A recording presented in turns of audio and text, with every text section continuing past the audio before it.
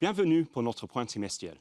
Une fois de plus, Greg Hirt, notre Global CIO Multi-Asset, se joint à moi pour passer en revue les événements de ces derniers mois et partager quelques réflexions sur le trimestre à venir et les conséquences pour le positionnement des portefeuilles. Bienvenue, Greg. Merci de m'avoir ici une fois de plus.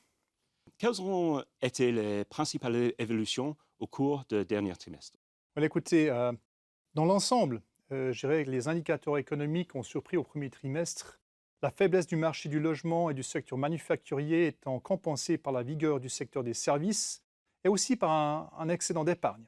Ainsi bien que nous ne soyons pas sortis d'affaire en termes de risque de récession, ce risque pourrait avoir été légèrement repoussé dans le temps. D'autres bonnes nouvelles sont venues d'outre-mer, avec la résolution, pour l'instant, de la question du plafond de la dette américaine.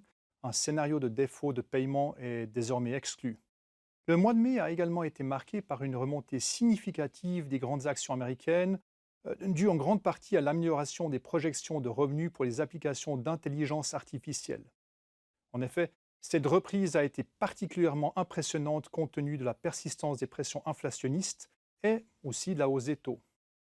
Maintenant, en ce qui concerne l'Asie, les actions japonaises ont également connu un mois de mai vigoureux grâce à des perspectives économiques favorables, à une politique monétaire de soutien et aux efforts accrus de la bourse de Tokyo pour améliorer la gouvernance d'entreprise.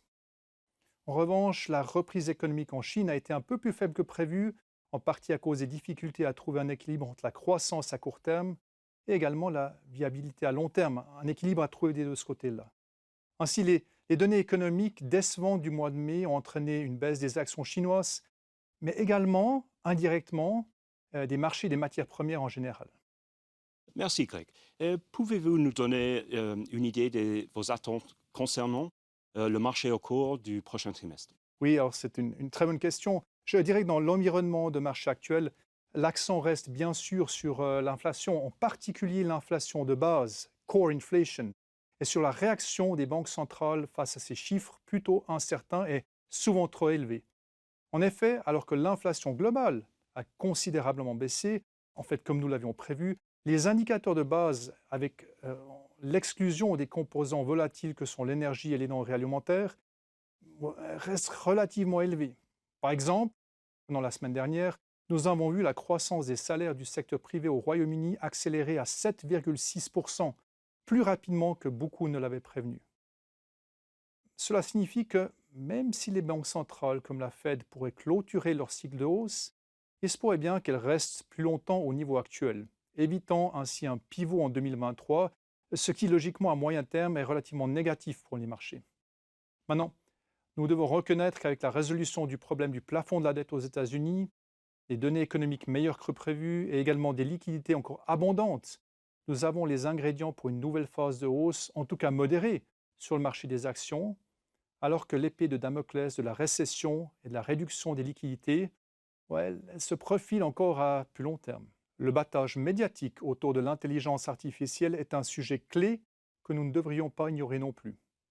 Pour être vraiment clair, les valorisations semblent assez élevées et les prévisions des bénéfices peuvent être remis en cause quand même. Cependant, ce genre de hype, il peut durer des trimestres voire des années, nous l'avons vu par le passé, et également soutenir un marché avant souvent de se dégonfler. Merci, Greg. Et pouvez-vous nous donner un aperçu de votre positionnement actuel? Écoutez, compte tenu des circonstances que nous avons évoquées, nous maintenons un positionnement tactique modérément positif sur les actions. Maintenant, fondamentalement, nous continuons d'apprécier les marchés émergents, malgré un premier semestre décevant, d'autant plus que les attentes exagérées à l'égard de la Chine se sont maintenant calmées. Régionalement, nous préférons l'Europe et le Japon, toujours soutenus par des tendances de revenus positives et des valorisations plus constructives. Au contraire, les États-Unis restent chers en général, ce qui explique notre positionnement plus neutre. En ce qui concerne les obligations, nous sommes un peu plus favorables aux bons du Trésor américain et au gilt anglais, un peu plus prudents à l'écart des autres titres souverains. Notre opinion la plus négative concerne les obligations japonaises, pour lesquelles nous pensons que la Bank of Japan reste à tort ancrée dans l'ancien environnement déflationniste. Maintenant, malgré une vision structurellement optimiste pour le pétrole, nous avons tactiquement révisé notre position sur les matières premières pour devenir un peu plus neutre, car les perspectives à court et moyen terme ne sont pas soutenues par nos indicateurs systématiques. Néanmoins, nous renforcerons nos positions sur l'or si les prix offerts, en tout cas des points d'entrée, sont plus attrayants. Sur le marché des changes, nous maintenons une opinion positive sur le Japanese yen, le yen japonais, en raison de l'activité attendue de la Bank of Japan et de son statut retrouvé de valeur refuge.